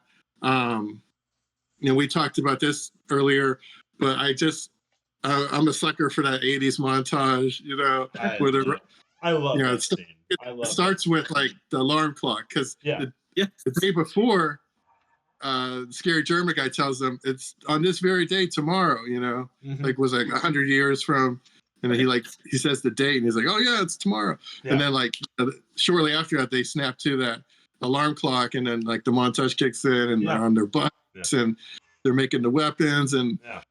just a lot of cool. I just eat that up. I thought it's great. Yeah. And that, I think Decker mentioned that that's the only scene that he felt was like dated, because that was like such a thing in the 80s. Totally dated, but I don't care. I mean, yeah, I mean, it definitely is like a timestamp, but not in a negative way. No. Like, I think No, it works well within the film, you know. I think so too. I think so too.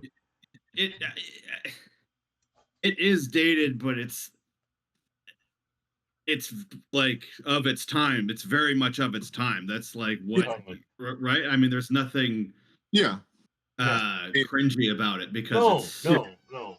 There are 80s movies that make me cringe when I watch them today. There are movies that have just not aged well at all, that have a lot of the same things that Monster Squad has. Music montages, all that. It works in Monster Squad. It works. Right. Yeah. Any other scenes, or does that do it for you, Jamie? Yeah, it's hard to pick. I like the opening, you know, with Van Helsing. Great, yeah. And I mean, that's like such like a cool tribute. We were talking about Todd Browning, and like, you know, he even included like there was like this weird thing where at the time, I think because Dracula's like pre-code, but the studio said, no, you can't have rats. Audiences will not like, because when they were showing the crypt and all the coffins, and the, you know, the original 31 Bela Lugosi Dracula, Browning directed, and it's like, yeah, there was like some weird thing like you can't show. So then because like, all right, well, they put like armadillos and there was possums in there, but Fred Decker like used those same kind of weird creatures as, you know, obviously like an homage, but like it works really well. But like, yeah, you know, Dracula's brides are always like really freaky, like back in like the opening scene with Van Helsing, and then obviously he's got a new set of brides / victims, and right at the end scene. But yeah, I mean, it's hard to pick. There's just so many. I know, and I could pick 3 other scenes that I love just as much. I just picked the 3 that came to my mind. But yeah, I totally agree. It's very hard to just narrow it down to 3. It's worth mentioning that I love that they have a little I used to have a Beagle mix, and that little dog Pete. You know, he's great. You know, yeah. I'm a big fan of Royal Tenenbaums, so like, yeah, I named my Beagle mix Buckley. But yeah, just to see, that was like on the clip art. I had to put a few. I know it's probably hard to see, but like I had like the 80s, you know, like the Ray-Bans, like the Rudy wore. A slice of pizza was on there, a little beagle dog, and just little things I was like throwing in that just really spoke to me. But yeah, it's great, great movie. Yeah, totally. Favorite scenes for you, Ryan? Let me see. I wrote some down. The airplane scene. I like a lot. Yes. At the beginning, it really made me laugh, because I don't know if it was meant to be funny. But the 180 that the pilot does when the pilots are talking, he's just like, one of them's talking about how much he, you know, how miserable he is, and the other pilot is like, but just think, there's no, you know, passengers behind us all wanting, you know, peanuts and blah blah blah. Yeah. And then the pilot goes, "You're right. This is a great job. I'm really happy." And I'm like, was this just accidentally like really bad writing, or like, you know what I mean? It's just so he goes from to just like, "You're right. This is a great job. I'm just flat out saying I'm really happy." That's interesting. As many times as I've seen that movie, that's the second thing that's been brought up tonight, where it's like, I don't remember that. So I'll have to watch it. I'll have to watch it again. I don't remember them saying "Don't call him a monster," and I don't remember off the top of my head what you're talking about. But yeah. That, and then the werewolf transformation at the phone booth. Nice. And then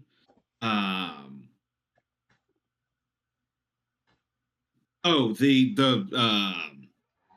reference to the Frankenstein reference. Nice. Really like a lot. Yeah. Nice. Nice. All right. And now we're on to three favorite lines. We've already brought up this one, Ryan, but it is truly one of my favorite lines. Eat up, and we'll call it a day. Uh, I don't have much to add to that other than great moment, great line, great delivery. And here is another Rudy line.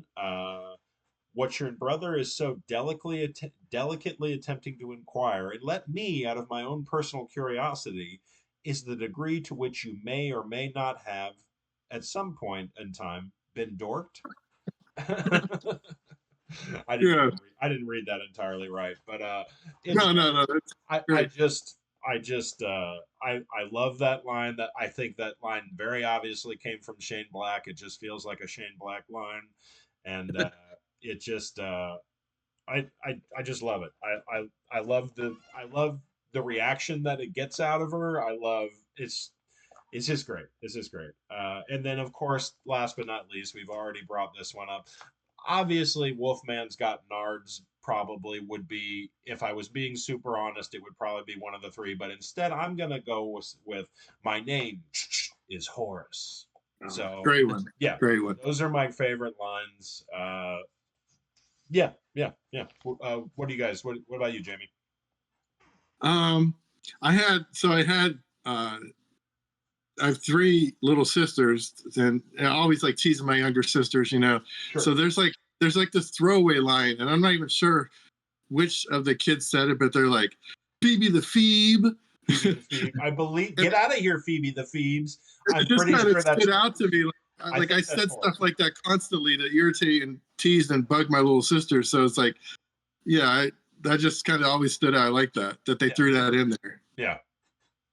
Yeah, like we said, Wolfman Got Nards, but it's like, I guess one last thing on that is like, I guess like, well, I'm glad that they picked that as the title for that one documentary because it's almost like that phrase like transcended this movie. Yeah. You know, like it's just weird. But yeah, and then there's like that unique stuff in there where it's like, well, you were saying like you got dork, but then they also do like there's that little exchange with no, not Eugene, but Patrick and Sean, and they're talking about if the Wolfman would drive a car, he's got to wear pants. Well, of course he had to wear pants. So why people will see his wolf dork. Exactly.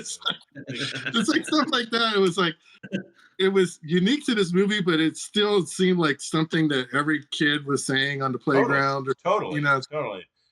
But yeah, I always wonder where that they like really like honed in on dork, and that you know a lot of times you'll see like these weird when there's like you know obviously like a lot of this a lot of dialogue will be like looped in post, and you know when they're having the actors you know say the actual line at that point they'll have them record all these variants so that when this movie finally rolls out to like you know national network televised and cable outlets and stuff where it's like cut and censored to get that TV rating, and they like throw that other line in there, but it's always like really weird. But the one you have to, if you ever get a chance, if you could see the TV edit of Pulp Fiction, that kind of like blew my mind. Bizarre. I saw it. It's like it's so weird. Did they loop the lines, or did the actors say alternative lines? Yeah, so they would say you know to like you know replace like you know vulgarity. They would just say like nonsense stuff. So and it was like alternate takes of the actors saying different lines. Well, no, it's not this. It's not a different take. Okay, you know, he's just like overdubbing his own voice. Okay, they loop. Yeah. Okay. Yeah. Because sometimes they do for like airplane mode or for other edits, they do have actors say alternate versions of a script as opposed to saying shit. They'll say darn, you know, or something for a take, and they'll use that for the TV edit. But, yeah, just for clean edit. Yeah, I wondered if maybe like, all right, we got to keep this like PG-13, so don't say wolf, say wolf dork. I'm sure, well, Ben dork, wolf dork. I'm sure that they were. You can't really say the words that they were standing in for any semblance of a kids movie. Right. Yeah. And then I guess the one last line I had, this was also like Patrick dealing with his sister, but it's at the end when she's like, "Oh well, Steve doesn't count," and he's like, "Doesn't count." Yes. That's a great reaction. Yeah. That's a great reaction. Yeah, I love it. Doesn't count. Ryan, what are yours? Um, let's see.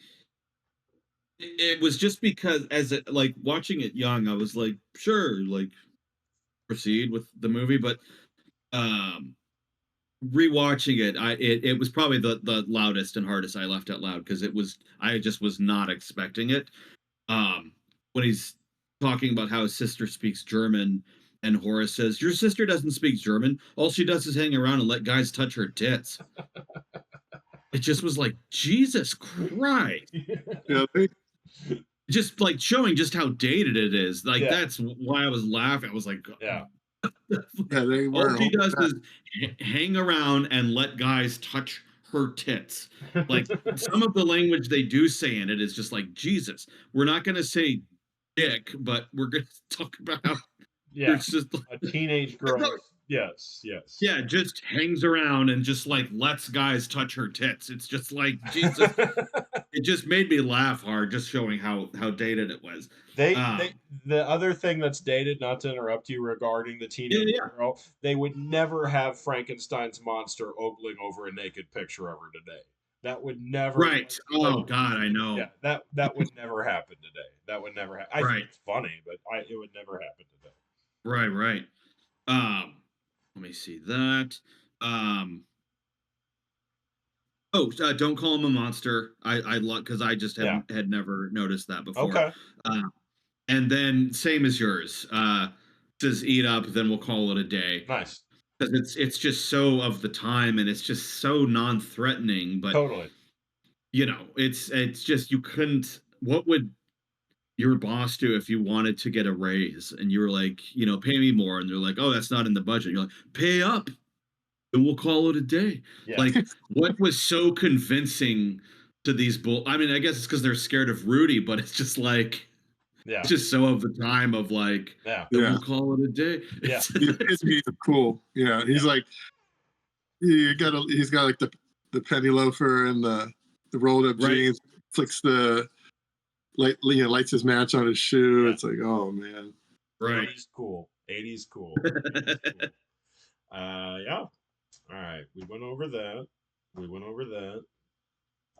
Don't need to go over that. What do you guys think? And here's just some random questions before we close. We're almost done.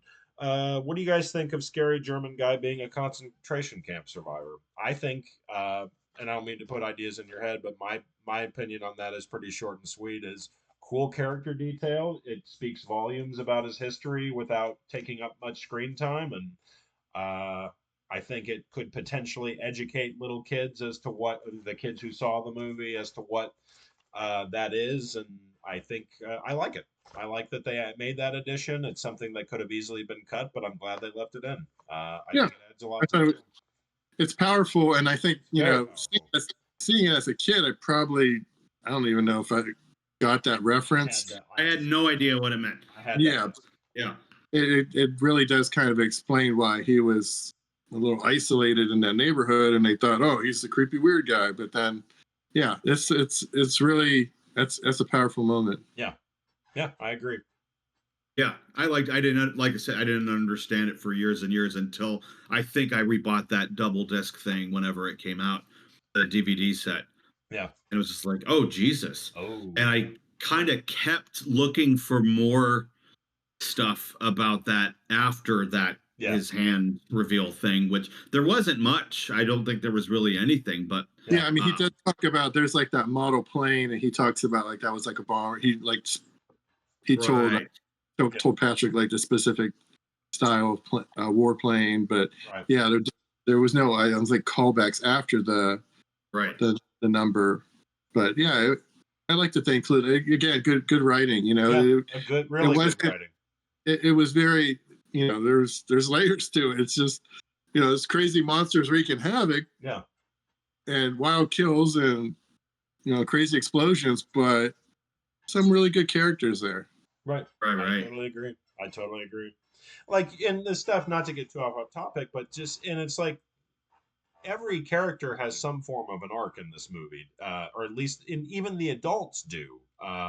You've got the parents having their, it's never resolved in the movie. I guess arc's not the right word, but every character has their depth. Every character shaded, I should say.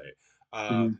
Because it's like the parents aren't just normal parents. They're parents with their own baggage and their own arguments and their own lives, and it's obviously affecting the kids. There's just so many details, and again, we talked about this earlier. The characters are just alive. They're real. And that's part of what makes this movie smart writing. It's part of what makes the Yeah, movie so and I mean the father obviously was having that conflict with the mother over as like he was putting work over to family, right. and that could have been he could have been an accountant or whatever, but the fact that he worked for the police department just wove in and layered all that stuff with okay, there's some weird happenings going on. He keeps getting called away, and it's like Yeah. oh, it's like again just woven in beautifully. Like I agree. Right. Uh, I'll ask this question. Why did Dell's partner just scream when the dynamite was under the car? He had plenty of time to get out. There's a couple moments where I'm just asking. It's such an 80s thing where the dynamite rolls under and he looks up and he goes, ah! And that scream goes on for a minute. It's almost like the Austin Powers moment where he's like, Right. where in the steam and this whatever it is, cement roller is coming Yeah. towards him slowly. I just wanted to point that out. Any observations from you guys on that, or maybe he struggled with seatbelts or something. I don't. that they should have done something like that. They should just something a little bit to show, or they should have just made it quicker. But that moment, even when I was a kid, that moment I was just kind of like, I don't know. All right, and here's another kind of what's up with this question. Why doesn't Dracula just take the amulet from Sean and Phoebe? He's Dracula. Why does he insist on grabbing their faces and insisting they hand it over? Why doesn't he just grab the amulet? Why I does know. give it to me? Give it to me! Give it to me! Yeah, they never. Yeah, that is kind of weird. They didn't never really address that specifically, but I think when the scary German guy is like reading from the old book, doesn't he say something about like okay, the amulet was represented like pure goodness or Okay. something? So maybe it's like one of those weird things where like you know like going into the old vampire lore where they can't walk in house, you have to Yeah. invite them into your house. So maybe Right. they never addressed it, but maybe like he couldn't just take it; they had to give it to him. I like that answer. I Yeah, like yeah, that yeah. answer. I like I mean, that answer. The movie's just me, fixed. like The movie's just fixed. yeah, The movie's fixed. I mean, he like is a that. vampire, so like that would make sense of if like, you know, 101 vampire rules. Yeah. Like he can't just take it from them. I like that Well, answer. while we're talking about the amulet, man, they made that thing look pretty cool. Like with like the refracted Totally. beams coming out, and it had different colors at different scenes. Totally. Like that always looked like a badass prop. Like Oh, totally. Totally. yeah, Totally. We went over that. Uh, I guess I can ask this. Scenes were cut revolving around the failing marriage of Sean's parents. At one point in the movie, you can even see her bags packed in the background, which I didn't notice till I watched it this point. Yeah, yeah. You can. Oh. It's there. It's right after the father's partner dies. It's right around that moment.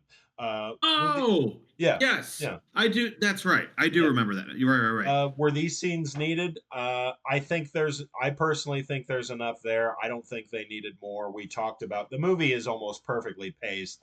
I think any more might have dragged things down. yeah, I think it's fine without that. Yeah, I agree. Same. Okay. Yeah. Okay. We talked about that.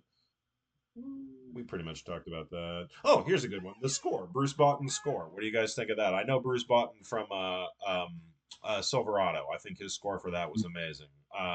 And I didn't know it was the same guy who did the music for this as Silverado. But yeah, I think it's a great score. It for such a tonally all over the place movie, it does a good job of consistently it just keeps everything together. It just keeps it makes Yes. it just highlights the movie immensely well, and it does so without drawing to. We talked about this with my cousin Benny, Ryan. Yeah. It doesn't really, the score doesn't draw attention to itself, but it wonderfully highlights the mood and the tone of the movie. It's what its score should be. Yeah. It accompanies it. It Yeah. doesn't distract from it. Right. It's an Right. accompaniment. And like even at the very beginning, when I rewatched it this most recent time, it's like scary at the beginning when it should be. You know what I Yeah. mean? Like at the very beginning with the lightning strike, and it's a very almost like Hitchcockian Yeah. strings. It's really really cool, especially Yeah. at the beginning, and Yeah. then the rest of it just kind of accompanies everything Yeah. perfectly Yeah. up until My Name Is Horace with the Right. da-da, Da-da-da-da. when it gets Yeah. like very superhero for just 1 second. Yeah. But Yeah. yeah, I love it. I think it's awesome. Nice. Nice. And last question I've got: should there have been a sequel, or should there be a sequel? Black and Decker considered a television show, but they abandoned it because it was too close to Stranger Things and It. Uh, if you did want to see a sequel, what could you see happening in it? I would love to see a sequel, or a soft reboot with maybe the characters, the same characters' kids or something. I don't really have any idea of what could happen in it other than have the monsters return and have them send them away again. But what do you guys think? Sequel or yay or nay? I would have to Oh, say no. I Okay. mean, I just get. It seems rare nowadays if something is just left alone, Yeah. and like I'm good with that. I'm okay with that. Okay. But it seems like not all of the cast, and as you mentioned, the guy that played Horace passed away. Yeah. And I think the guy that played Patrick, he's kind of doesn't really get involved with a lot of the. I didn't see him in any of the documentaries or Yeah. any footage of the screenings. Yeah. But it seems like if that was thrown out there, the rest of the cast is would be all in on it because they Yeah. really embrace the fact that this film has its fan base and has this cult following. But yeah, I I think that maybe if you were going to do a rehash, just to pull all those same not to recast, but to pull those original actors and have them be older, and as adults, having to deal with some kind of crisis with some maybe new or old monsters and creatures. I don't know. Yeah. But my tendency is just let it be its own thing. Let it be its own thing. That's the thing is you're probably right, because the movie still exists today. It's still a part of my life, and it doesn't need a sequel, because I will watch this movie probably once every year or two for the rest of my life. I just it hasn't gotten old after all these years, and I don't think it's going to get old now. So it stands alone perfectly well. I think had it been a hit at the time, we would have seen a sequel. Maybe a sequel 2 or 3 years later might have been cool to see, but at the same time, I think as a standalone, it's almost more special. But I wouldn't mind I would definitely watch the sequel or reboot if they made it today. Yeah, I would watch it. Yeah. What about you? I'd watch the shit out of it, but I don't know. I'm with you, Jamie, and probably with you too, Matt. I mean, uh, I guess here's an example. I, as a joke, once said, the next thing you know, they're gonna make Death Becomes Her the musical, and they made Death Becomes Her the musical. Yeah. I said that as a joke once. So it's just what they do. It's Gone that just far. Yeah. right. It's gone that far, and that's what so many, they're doing the Burbs series, and there's just stuff that I'm like, this was like a joke we used to make of next thing you know they're gonna blah blah blah. So I really am just kind of roll my eyes at remakes and sequels these days, more so than I mean, 15 years ago we were saying all they do is remake everything, and now it's just it's like feels like 90% of everything made is, you know what I Yeah. mean? No. So I if the three of us were gonna write it, I would want to, I'd be interested to see what Yeah. happens. Yeah. Yeah. But you know what I mean? I just wouldn't, I'd be like, oh God, what are they gonna do with that? But like if it was a case where it was not a remake and it was original people and they like resurfaced the Bride of Frankenstein or some monster Right. that they did that was a universal monster that they didn't Right. use in that, like maybe that could be interesting Yeah. or something, or but um yeah, I don't think it would, it just doesn't. I just love to see Fred Decker write something new, like, oh, this is the guy from I the Monster Squad, That's like a let's see what great. he's writing That's a now. great. I would love to see Fred Decker make a new movie. I would Right. probably prefer that over a Monster Squad sequel. Yeah. The poor Oh, guy totally. hasn't done a movie. His last movie was RoboCop 3. He has got to be Right. given the chance in like the early 90s. He has Right. got to get another chance to make a movie. He's too talented to just. I think this is kind of playing on what you're Yeah. saying there with Fred Decker, but it's kind of sad. But I mean, it's worth mentioning that, you know, I'll just kind of read this here, but Yeah. uh, you know, he said specifically that he had no idea that this film had this massive dedicated following. Yeah. After it failed at the box office, you know, he felt like the film was gone and lost forever to never ever see it, and you know, he thought that nobody cared about it, you know, and so although he was surprised and flattered when he discovered the love for the film, Decker still to this day kind of remains a little ambivalent and kind of like a little sour grapes about how the whole thing rolled out. Yeah. And he equated it to putting up a basketball shot in 1987 and not seeing it go through the hoop until 2005. That's right.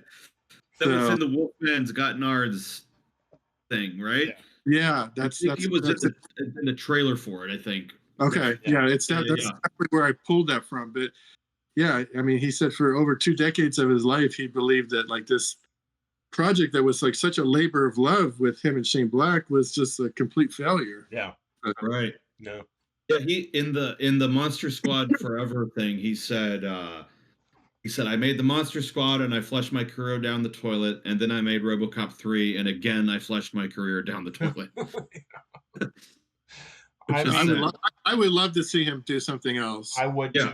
He's too special. I mean, like Monster Squad itself, I think his sensibilities, they're too sensitive and too nice for a RoboCop movie, but he's too edgy and too dark for a kids movie. So I don't. I mean, he's almost too unique to really fit it up. Today, you know, pop culture has like evolved so much that I think that he would be not only accepted but like welcomed. I think, you know, especially when like, when Night of the Creeps, he's mixing like aliens and zombies. Yeah, like what's not to like there? You know, I mean, like this guy, he's got some like, I would love to see him tackle something else. I would love to see him tackle something else too. It's like they were like when Marvel was huge with its movies a decade ago, he would have been an ideal choice to come in and write and or direct a Marvel movie or something like that. I mean, he's just it would be like the equivalent of like pulling a Sam Raimi in to do, you know, it'd be like, it'd be great. There's just so much he could do, and he's a very talented man, and I it's kind of sad that his career, he just hasn't been able to survive in Hollywood. But sometimes the most talented people don't make it in Hollywood. So, you know, whatever. Hopefully he does, because I mean, I hope so. In 90, whatever it was, 90, when what it was, 98, 99, when Swingers came out, you couldn't have convinced me that the director was going to be making like a Star Wars series down the road and like directing superhero movies. So like, I think Fred Decker, love to see him do something. I'd love to see him do a lot of things. He could fit in a lot of different things today. His own, like an original script by him, like Jamie brought up, with his own unique sensibilities, that could be great. And like I said, he could have easily been fit into some massive comic book project or something along those lines. And he's got commercial sensibilities. It's just like I said, he's a little too edgy to be for kids, and he's a little too innocent to be for adults, but to work for adults. Right. But I think he's a very unique and very talented filmmaker, and I hope he's probably in his 60s by now. Uh, but I hope he gets the chance to make at least one more movie because I think it'd be a good one. Damn. No. All right. That about covers it for tonight. Thank you all for Great. listening. And yeah, thank you guys. And we will see you next time.